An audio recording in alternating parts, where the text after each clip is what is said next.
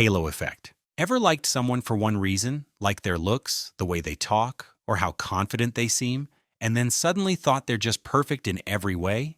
That's the halo effect doing its thing. It's when your mind takes one good quality and assumes the rest must be just as great. For example, if someone looks really presentable and speaks well, your brain might automatically think they must be kind, mature, responsible, and religious too. But none of that is guaranteed. I've seen this happen to me. There was someone I admired from a distance because of how polite and well-dressed they were. I started imagining all these amazing traits they must have, but the truth is, I didn't actually know anything else about them. The halo effect can blind you. Admire, sure, but don't assume. Take time to see the full picture, not just the highlight reel. Confirmation bias. It's when your brain looks for info that confirms what you already believe and ignores anything that doesn't. In relationships, this can totally mess things up. Let's say you believe, no one ever really cares about me. So when someone doesn't reply quickly or forgets something small, your brain goes, see, I knew it, they don't care. Meanwhile, you completely overlook the kind messages, thoughtful gestures, or times they did show they care because your brain isn't interested in those. They don't fit your story. I've caught myself doing this before, like assuming someone was annoyed with me, and then every little action became proof, even though they were just tired or busy. Confirmation bias filters reality through your fears. If you're not careful, it can destroy something real and beautiful just because your mind is stuck proving an old, painful belief. Projection bias. It's one of those sneaky, love-sabotaging habits you don't even notice at first. You unconsciously project your own thoughts, feelings, or insecurities onto someone else, assuming they feel the same way you do. For example, if you're feeling unsure about the relationship, you might start thinking they're pulling away too. Or if you would never forget a special day, you assume they didn't care just because they did.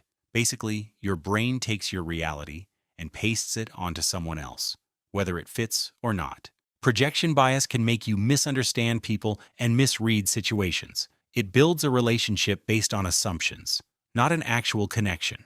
Sunk cost fallacy. This happens when you keep holding on to someone or something just because you've already invested so much time, effort, or emotions, even if it's clearly not going anywhere. The logic becomes, I've come this far, I can't give up now, even when you're no longer happy. A friend of mine went through this. She kept trying to fix things with someone who never truly valued her. Every time she wanted to walk away, she'd say, but I've already put in years. That thought alone kept her stuck in a cycle of disappointment. But I believe past effort doesn't guarantee a better future. Just because you've poured so much into something doesn't mean you owe it your peace or your future. Letting go isn't failure, it's wisdom. Negativity, bias. This is when your mind focuses more on negative experiences than positive ones. Even if someone does a dozen kind things, your brain latches onto the one time they messed up and lets that define everything. I saw this happen with my boss.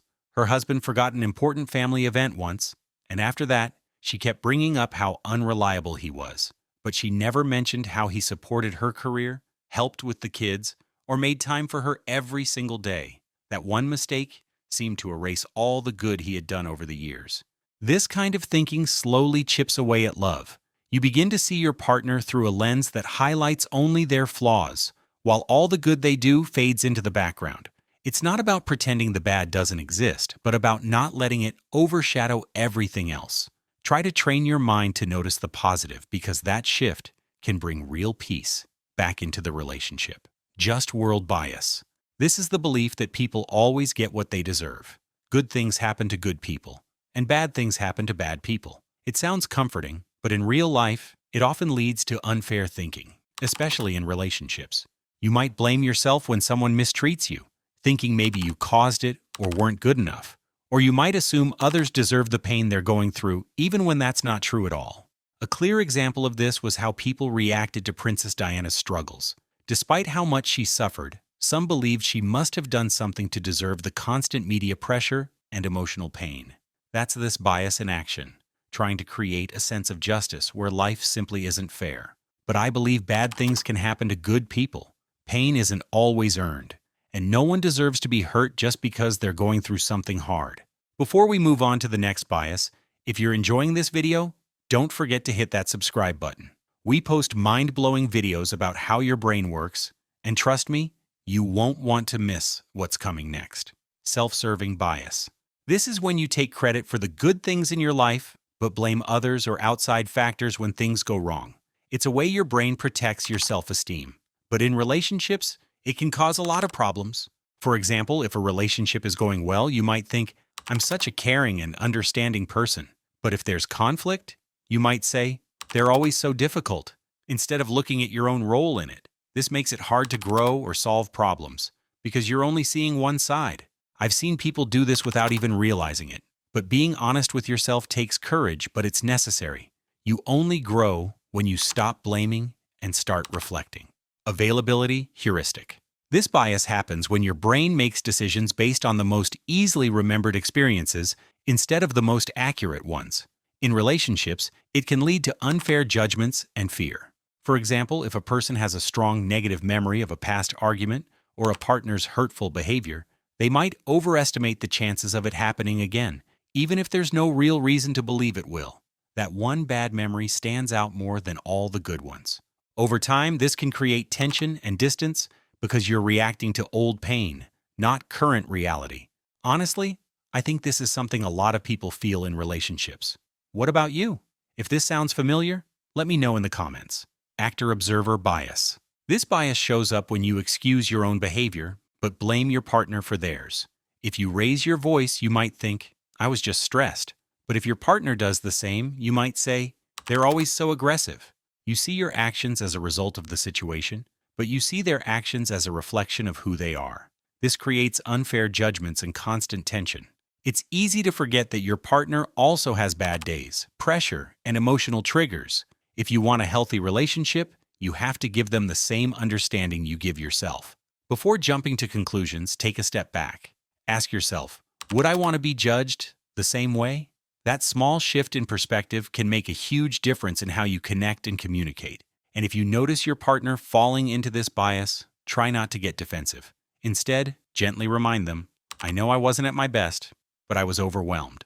I hope you can understand that I try to understand you. I know it's not easy, but you can do it. Illusory superiority bias. This bias makes you believe you're better than your partner. You might think you're more mature, more caring, or that you always handle things the right way. At first, it might not seem like a big deal, but over time, it starts to damage the relationship. When you feel like you're always the one doing things right, it's easy to blame your partner for everything that goes wrong. You stop seeing your own mistakes and only focus on theirs. This creates a power imbalance, where one person feels judged and the other feels superior. That kind of dynamic can lead to resentment, silence, or constant arguments. I've seen this happen when someone keeps saying, I'm the only one trying, without realizing they also shut down during tough conversations. No one is perfect. We all have things to work on. Healthy relationships need humility. Instead of thinking you're always right, try asking yourself what you could improve. Focus on growing together, not proving who's better. Real love is about teamwork, not keeping score.